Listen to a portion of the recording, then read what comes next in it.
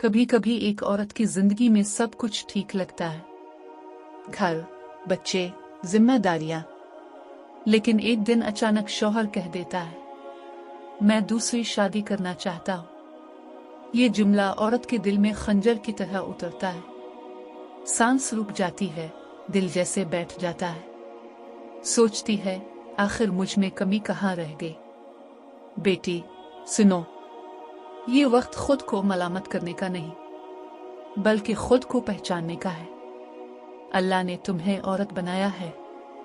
नरमी, मोहब्बत, हसन अखलाक और कशिश का हुसैन मजमुआ। तुम वो हो जिसके वजूद से घर जन्नत बनता है। लेकिन अक्सर औरतें वक्त के साथ खुद को भूल जाती हैं।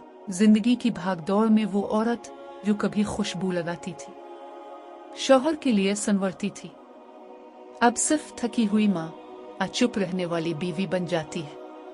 याद रखो बेटी, मर्द के दिल तक पहुंचने का रास्ता सिर्फ बातों से नहीं, बल्कि मोहब्बत, तवज्जो और कुर्बत से जाता है।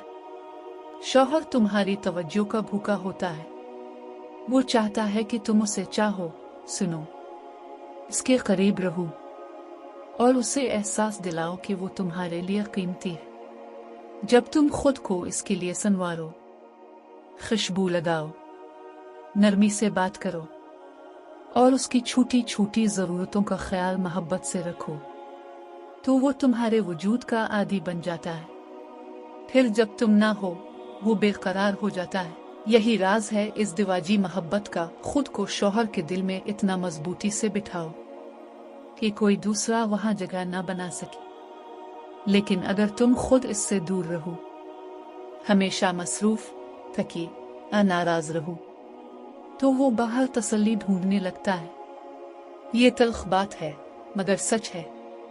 बेटी, तुम्हारे लम्स, तुम्हारे अंदाज और तुम्हारी मौजूदगी का नशा किसी और चीज से नहीं भरा जा सकता। बस फर्क ये है, इस नशे में मोहब्बत, इबादत और हलाल की खुशबू होनी चाहिए। शौहर के लिए खुद को संवारना गुनाह नहीं, बल्कि सवाब है। ये नबी की संत है कि औरत अपने शौहर के लिए हसन इख्तियार करे। अब आवाज में नरमी और रूहानियत आ जाए।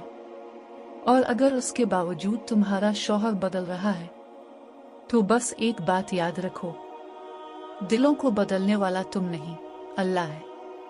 तो हर रात सोने से पहले वुजू करके 2 नफल नमाज पढ़ो और उसके बाद दिल से ये दुआ करो, आ वदूद, आ लतीफ, आ जामे, आ अल्लाह, ए रब, मेरे घर में मोहब्बत और सुकून डाल दे।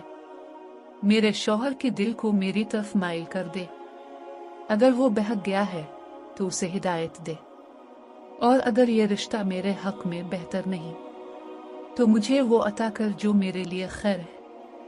ये दुआ रोजाना इशा के बाद दुनिया को इसके हक में कर देता है। आखिर में एक पैगाम, कभी अपने दुख को खुद से छुपाओ मत, अल्लाह के सामने रखो। तुम्हारी सास, तुम्हारा शौहर, तुम्हारे बच्चे, ये सब तुम्हारी आजमाइश है, तुम्हारा इनाम नहीं।